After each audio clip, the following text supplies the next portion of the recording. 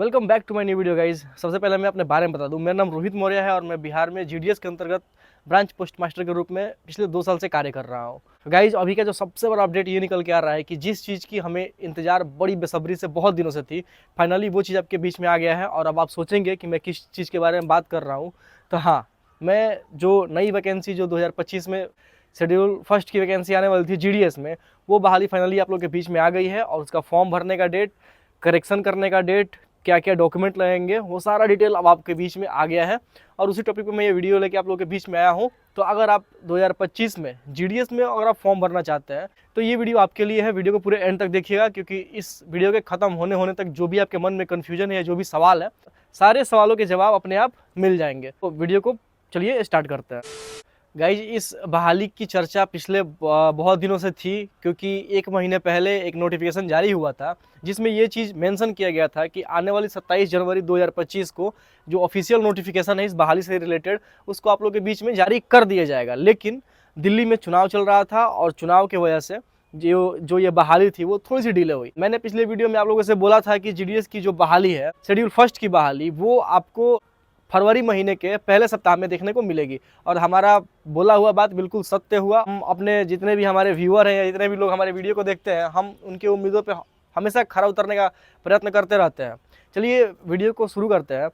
Guys जो बहाली थी, उस बहाली का इंतजार बहुत दिनों से चल रहा था और फाइनली उसका डेट रिलीज कर दिया गया है। 7 फरवरी 2025 को डाक भवन दिल्ली से एक लेटर जारी किया गया। उस लेटर में मेंशन किया गया है कि जो बहाली है वो कब से कब तक है, कहाँ कहाँ, कौन कौन से लैंग्वेज पे कौन कौन से बच्चे फॉर्म को भर सकते हैं, जो एप्लीकेशन फॉर्म जमा करने का और भरने का जो डेट है वो कब से कब तक दिया गया है। तो अगर सबसे पहले हम बात करें फॉर्म भरने का डेट कब से कब तक है, तो मैं आपको बता दूं कि 10 फरवरी से लेके 3 मार्च तक आपको फॉर्म भरने का डेट दिया गया है। यानी कि 10 फरवरी से लेकर 3 मार्च के बीच आप जब चाहे तो आप अपना फॉर्म जाके भर सकते हैं। और उसके लिए जो साइट है उसका लिंक मैं यहाँ नीचे डिस्क्रिप्शन में दे दूंगा। ऐसे आप अगर सर्च करना चाहें indiapostgds.online.gov.in पे जाके खुद से सर्च करके आप उस फॉर्म को भर सकते हैं।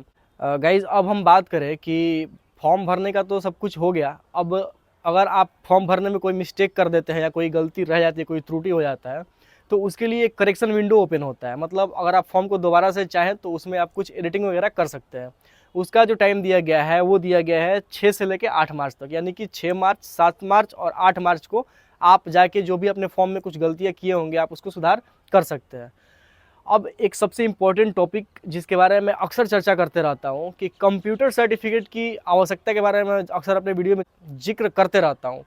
बहुत सारे लोग उस चीज़ को डिनाई भी करते हैं कि नहीं, कंप्यूटर सर्टिफिकेट की आवश्यकता नहीं होती है। लेकिन इस बार की बहाली में कंप्यूटर सर्टिफिकेट को अनिवार्य किया गया है। तो आप कंप्यूटर सर्टिफिकेट आपके पास होगा तो आप उसका व्यवस्था पहले से करके अपने पास रखे रहिएगा। तो कंप्यूटर सर्टिफिकेट से रिलेटेड एक चीज़ मैं आप लोगों के बीच में क्लियर कर देना चाहता हूँ कि कंप्यूटर सर्टिफिकेट की ज़रूरत नहीं है, नॉलेज ऑफ कंप्यूटर आवश्यक है। मतलब कंप्यूटर की नॉलेज आपके पास होनी चाहिए, ये चीज़ उसमें मेंशन किया गया है। तो अगर आपके पास सर्टिफिकेट होगा कंप्यूटर का तो आप उसको अवश्य लेके जाइएगा। और अगर नहीं होगा तो कोशिश कीजिएगा कि वो 3 महीने में कहीं ना कहीं कंप्यूटर का सर्टिफिकेट लोग कोई ना कोई डिग्री दे देते हैं, तो किसी इंस्टीट्यूट को ज्वाइन करके आप अपना कंप्यूटर का सर्टिफिकेट का प्रबंध कर लीजिएगा।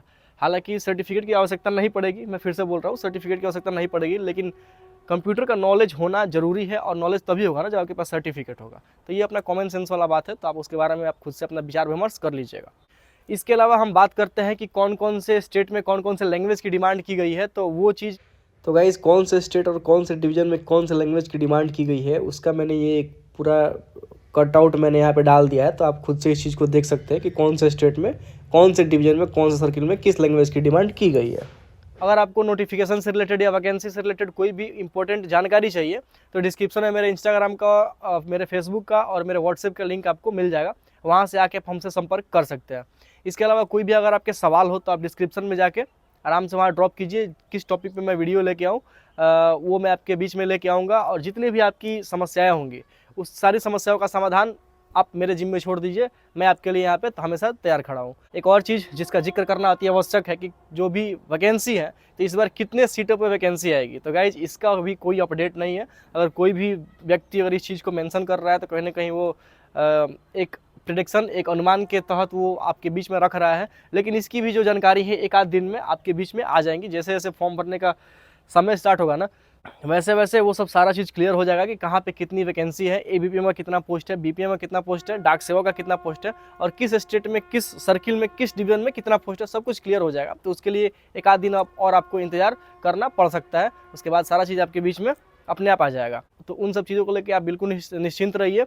और मैं ये बोलूँगा कि अगर आप किसी कास्ट या किसी स्पेसिफिक कैटेगरी से बिलोंग करते हैं तो आप अपने जो डॉक्यूमेंट है उसको तैयार करने में लग जाइए, उसको आप बनवाइए, और उसके बाद से आपके पास अभी पर्याप्त 1 महीने का समय है। इस बीच अपने सारे सर्टिफिकेट को कलेक्ट कीजिए, सारे सर्टिफिकेट को इकट्ठा रखिए और उसके बाद फॉर्म को अप्लाई कीजिए।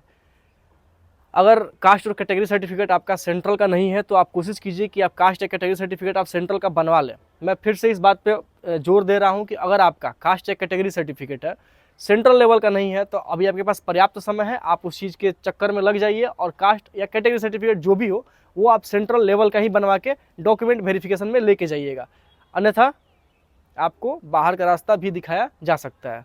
गाइज, इस वीडियो को बहुत लंबा ना खींचते हुए इसको यहीं पे करते हैं ख़त्म। हाँ, अगर आपके कोई इंपॉर्टेंट सवाल रह जाता है तो मैं फिर से बोलता हूँ, डिस्क्रिप्शन है मेरे इंस्टाग्राम का, फेसबुक का और व्हाट्सएप का, सारी चीज़ों का लिंक, सारे सोशल साइट्स का लिंक मिल जाएगा।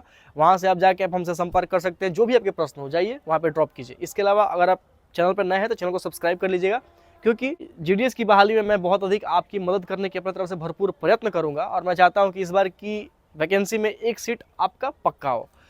तो चलिए, इसी आशा और उम्मीद के साथ इस वीडियो को करते हैं ख़त्म। बहुत जल्द दूसरी इंपॉर्टेंट वीडियो मैं आप लोग के बीच में तुरंत लेके आऊँगा। तो अगर आप चैनल पर नए हैं तो चैनल को सब्सक्राइब कर लीजिएगा। मिलते हैं अगले वीडियो में, फिलहाल के लिए दीजिए हमें इजाज़त। बाय गाइस, टेक केयर, अपना ख्याल रखिएगा।